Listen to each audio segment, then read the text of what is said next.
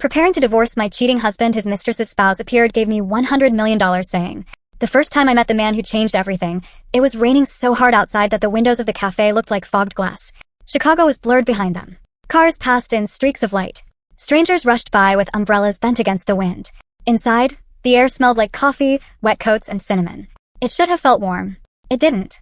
Because the man sitting across from me had been watching me for exactly 3 minutes before he finally spoke. "My name is Daniel Reed," he said. His voice was calm. Too calm. Not awkward. Not nervous. Not uncertain. The kind of calm that only belongs to someone who has already accepted something terrible. I stared at him, trying to decide whether I should stand up and leave. I had never seen him before in my life. Mid-40s maybe. Clean suit. Expensive watch. Controlled face. The kind of man who looked like he never wasted words. "I know this is strange," he said. "But if you walk away now, you'll regret it for the rest of your life." That was enough to make my stomach tighten.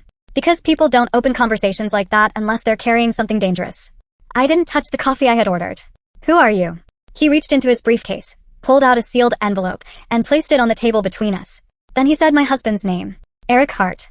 The sound of it coming from a stranger's mouth sent something cold through me. And then came the sentence that cracked my world open without making a sound. "Your husband is sleeping with my wife." For a second, I genuinely thought I had misheard him. Not because it was impossible. Because it was the one possibility I had spent months refusing to say out loud. Outside, thunder rolled faintly over the city. Someone at the counter laughed at something. Cups clinked. A chair scraped against the floor. The whole world kept moving. Mine didn't. I looked at the envelope but didn't pick it up. Daniel didn't push it toward me. Didn't dramatize the moment. He just watched me with the expression of a man who already knew exactly what was inside that paper would do. "You've suspected something," he said quietly. "I can tell." I hated that he was right.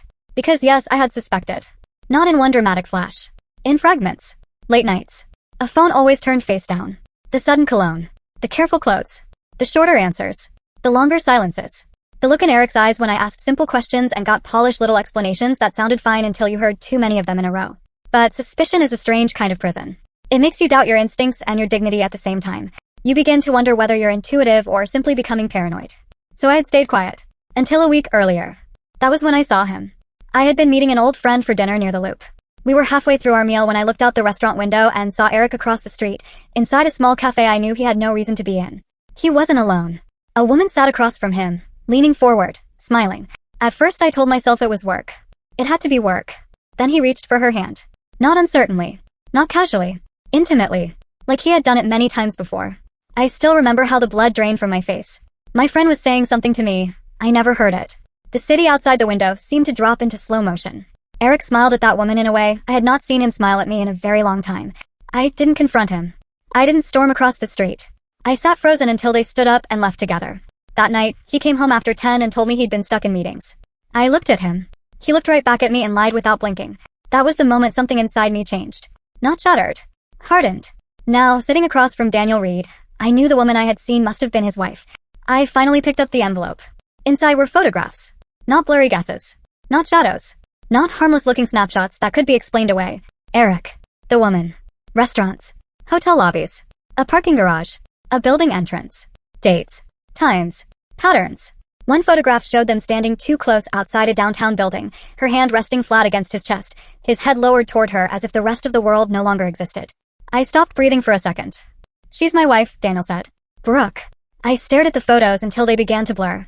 Not because I didn't understand them. Because I understood them too well. "How long?" I asked. Daniel's jaw tightened. Long enough to be careful. Long enough to think they're smarter than everyone else. There was something in the way he said it that made me look up. Not just anger. Precision. Calculation. That frightened me more than the photographs. "You hired someone to follow them," I said. "Yes." The answer came without shame. "I needed proof," he said. "Not instincts. Not excuses. Proof." Then he leaned back slightly and lowered his voice. "And I'm here because if you confront your husband now, you'll ruin everything." I looked at him sharply. "Excuse me." He didn't flinch. "If you go home tonight and tell Eric you know, he'll deny it first. Then he'll panic. After that, he and Brooke will start erasing their tracks. Phones will disappear. Accounts will move. Schedules will change. They'll become cautious." He paused. "Right now, they still think they're safe." I hated how much sense that made. Still, anger pushed through the shock. "So what are you saying?" "I should just go home and pretend. For a little longer," he said. My laugh came out hollow. "You cannot be serious." Daniel's face remained unreadable. Then he opened his briefcase again. This time he placed something else on the table. A black leather document case. When he opened it, I forgot how to speak. Stacks. Neatly bound, tightly arranged, impossible to mistake. Cash. More money than I had ever seen in one place. I looked up so fast my chair scraped the floor. What is this? Insurance, he said. For what? For your patience. I almost stood up. I'm not for sale. No, he said evenly. You're not. That's exactly why I came to you. Rain hammered harder against the windows. The cafe suddenly felt too small, the air too close. Daniel closed the case with one smooth motion. That money is not payment, he said. It gives you freedom to wait without making desperate choices. I want 3 months. 3 months before either of us moves. Why? Because people this arrogant always get careless. His eyes held mine. And when they do, we end it properly. I wish I could tell you I answered him immediately. I didn't. I went home that night with the envelope in my bag and my pulse pounding so hard it made my hands shake on the steering wheel. I sat in my parked car outside our building for 11 minutes before I could force myself to get out. The apartment was dark when I walked in. Eric was in the kitchen, barefoot, opening the fridge as if he were any ordinary husband on any ordinary night. He looked over his shoulder and smiled. That smile nearly broke me. Hey, he said. You're home late. I remember staring at him, wondering how a face I had once trusted could now look so unfamiliar. And then something terrifying happened. I smiled back. That was the beginning. The 3 months that followed were the longest of my life. I turned into someone even I didn't recognize. I watched everything. Not dramatically. Quietly. I memorized excuses. Photographed receipts. Noted late arrivals. Copied dates into a hidden file. When Eric said he had client dinners, I wrote down the times. When he claimed weekend work, I logged it. When he took calls on the balcony in a low voice, I made note of how long they lasted and what mood he was in when he came back inside. Daniel and I met only when necessary. Always in public. Always briefly. Always with the detached tone of people discussing a transaction neither of them wanted to be part of. He brought updates. I brought patterns. Piece by piece, the affair stopped looking like recklessness and started looking like architecture. This wasn't some accidental fling. It was organized. Sustained. Protected. Then I found the condo. I had been searching a drawer in Eric's office for tax paperwork when I found a folded lease agreement tucked inside a file that should not have been there. At first, I thought my eyes were playing tricks on me. Then I saw his name. And an address in Evanston. 2-bedroom unit. Lease signed months earlier. My mouth went dry. For a moment, I actually heard nothing. Not the traffic outside, not the hum of the air vent, not my own breathing. Just silence. The kind of silence that happens when your body understands something before your mind allows it. I photographed every page with shaking hands and returned everything exactly where I found it. Then I went to the bathroom, locked the door, and threw up. A condo meant planning. A condo meant intention. A condo meant that while I had still been trying to understand why my husband felt distant, he had already been building another life somewhere else. When I told Daniel, he was silent for several seconds. That's bigger than I expected, he finally said. How much worse does this get? I asked. He didn't answer right away. That was answer enough. A week later, Eric told me he had a 3-day work trip to Tampa. He said it while checking email, barely looking at me. Something in the casualness of it made my skin crawl. After he left the room, I texted Daniel one sentence. Eric says he's going to Tampa. Daniel called me instead of replying. His voice was lower than usual. Brooke has the same dates blocked off. I closed my eyes. That was the moment I stopped hoping there might still be pieces of the truth I didn't know. There were. But none of them would save him. By the second month, Eric had become bolder. Or maybe just sloppier. People who get away with betrayal for too long start believing they're untouchable. They mistake temporary success for intelligence. He started testing language around me. Saying things like, sometimes I think it would make more sense to stay closer to work during the week. Or, commuting has been exhausting lately. Small trial balloons. He wanted to normalize absence before making it permanent. I nodded as if I believed him. Inside, I felt ice spreading through my chest. Daniel's investigators confirmed what the lease had suggested. Eric and Brooke were not just meeting occasionally. They were spending nights there. Repeatedly. Predictably. Comfortably. The condo had become their real life. I was just the life still waiting at home. By the 3rd month, I stopped crying. That frightened me. Not because I missed the pain. Because numbness felt like crossing into another version of myself. The final piece came from pure carelessness. Eric left his phone charging in the bedroom while he showered. He had become so arrogant by then that he no longer guarded every movement. A message lit up the screen. No saved name. Just a preview. Can't wait till this is all over. I didn't touch the phone. I didn't need to. That one sentence told me everything. They weren't just cheating. They were planning an ending in which I was supposed to be the last to know. That night, I met Daniel one final time. He already had the papers prepared. His wife would be served. My husband would be served. Same week. Same timing. No warning. He slid a folder toward me across the table. This is it, he said. I looked at him. What happens after this? He was quiet for a moment. Chaos, he said. Then freedom. The filings happened on a Monday morning. By Wednesday, Eric was standing in our living room holding the divorce papers like they might explode in his hands. I had never seen him pale before. Not truly pale. But that day, The color had disappeared from his face, so completely he looked almost sick. He kept reading the first page as if the words might rearrange themselves into something else. "What is this?" he asked.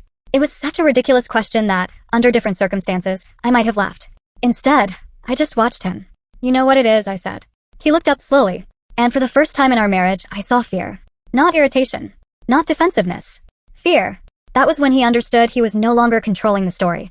He started with denial. Of course he did. Then confusion. Then outrage. Then the desperate attempt to shrink the truth down into something survivable. "It's not what you think. It wasn't serious. You're making this bigger than it is." But I had already moved beyond needing him to admit anything. I told him about the photographs, the timeline, the condo, the trips, the investigator. Then I told him Brooke's husband had filed too. That was the blow that finally cracked him.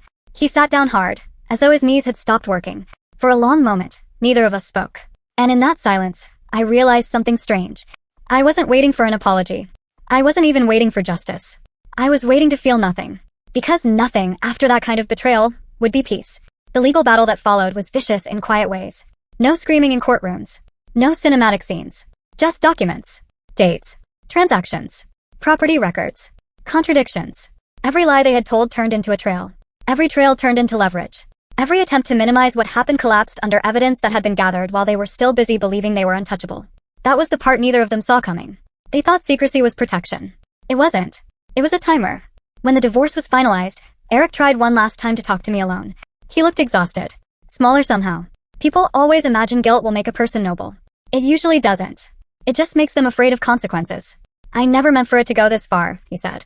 I looked at him for a long time. And what I felt in that moment wasn't rage. It was distance. A distance so complete it almost felt merciful. "You just meant for me not to find out," I said. He had no answer for that. After he left, I stood alone in the apartment that had once been ours and listened to the silence. Real silence. Not the tense, deceptive kind I had lived with for months. Not the silence made of swallowed suspicions and polished lies. A clean silence. The kind that doesn't hide anything. I kept the title deeds. The settlement. My dignity. And eventually my peace. People think betrayal ends in the moment you discover it. It doesn't. Discovery is just the opening scene. The real ending comes later. When the lies run out, when the fear shifts sides, when the person who thought they were deceiving everyone finally understands they were only delaying impact. That is what happened to Eric. And to Brooke. They weren't ruined by exposure alone. They were ruined by their own confidence. By how long they believed no one was watching. By how certain they were that the people they betrayed would react too fast, too emotionally, too messily to ever outmaneuver them. They were wrong. And maybe that was the cruelest part of all. Not that I found out. But that I found out and waited. Because waiting gave me what panic never could. Proof. Timing. Control. And a front row seat to the exact moment their secret life collapsed under its own weight. So yes, the day I was preparing to divorce my cheating husband, another woman's husband appeared and handed me a fortune with a warning. At the time, it felt unreal. Now I understand it as the moment the balance shifted. The moment I stopped being the deceived wife living in confusion, and became the woman quietly holding the match over everything they had built in the dark.